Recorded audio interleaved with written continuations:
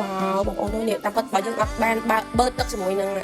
ម៉ាស៊ីនបូមពុកបូមសឡុងនេះទេគឺយើងអត់ដឹងទេថាក្នុងនេះយើងកំពុងតែអង្គុយនៅលើកៅអីដែលវាមានទូលីមានដីមានកម្ទេចដីដែលវាធ្លាក់មកតាំងពីថ្ងៃណាដែលយើងអត់ដឹងណាហើយដែរខ្ញុំក៏សូមណែនាំជាមួយនឹងប្រភេទម៉ាស៊ីនបូមពុកបូមសឡុងបូមទូលីដែលវាប្រឡាក់នៅលើសឡុងលើពុករបស់បងប្អូនជាមួយនឹងម៉ាស៊ីនបូមទូលីរបស់នៃការកីឡា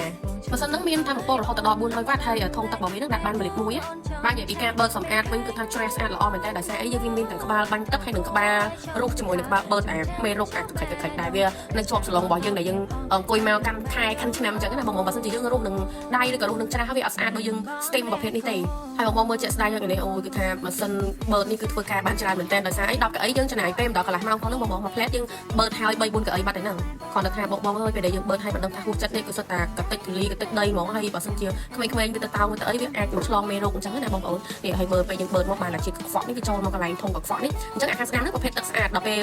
វាយើងបាញ់ទឹកស្ទីមមកលើកៅអីហើយវាបើកទៅវិញហ្នឹងវាបើកទៅកន្លែងធុងផ្សេងទេអញ្ចឹងវាបាញ់ចែកដាច់ពីគ្នាអញ្ចឹងណាយើងបាញ់ទឹកស្អាតលាងហើយយើងស្ទីមកម្ដៅវាមកហើយបន្ទាប់មកអាក្បាលបើកតែយើងជិតបើកហ្នឹងវាបើកទៅបញ្ចេញនៅធុងដែលស្តុកទុកកខ្វក់ហើយបងប្អូននៅឃើញជាក់ស្ដែងអញ្ចឹង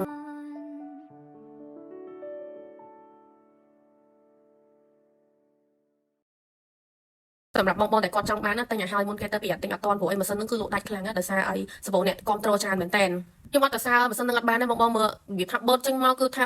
ដោយមកបឺតមកគឺថាសិតតែកតិចទូរីតែកក្រិចនៅលើហ្នឹងហ្មងដល់ខ្មៅវិញបងប្អូនអើយមិនចេះតែនិយាយយើងបឺតរហូតដល់វាសដល់ទឹកហ្នឹងលែងមានជាតិកខ្វក់ហ្នឹងអាហ្នឹងវាស្អាតហើយយើងអាចយកសឡុងយើងយកទៅដាក់ហាលទៅវាស្ងួតល្អប្រើបានបន្តទៀតហើយបងប្អូនបានឃើញនេះអានេះប្រភេទទឹកកខ្វក់ដែលវាចេញមកធំមកខាងទៀតអញ្ចឹងណាអញ្ចឹងអាខាងស្ដាំនេះជាប្រភេទទឹកស្អាតហើយខាងឆ្វេងនេះគឺប្រភេទទឹកកខ្វក់ហើយម៉ាស៊ីននេះគឺងាយស្រួលប្រើមែនតើបងប្អូននិយាយទៅខ្សែវាក៏រៀងវែងដែរអញ្ចឹងយើងងាយស្រួលក្នុងការបឺតសម្អាតជាមួយនឹងសឡុងក៏ដូចជាតុករបស់យើងដែលជាប្រភេទពុកណាបងប្អូនអរគុណច្រើនសម្រាប់បងប្អូនដែលតាមដានជាមួយនឹងវីដេអូនេះ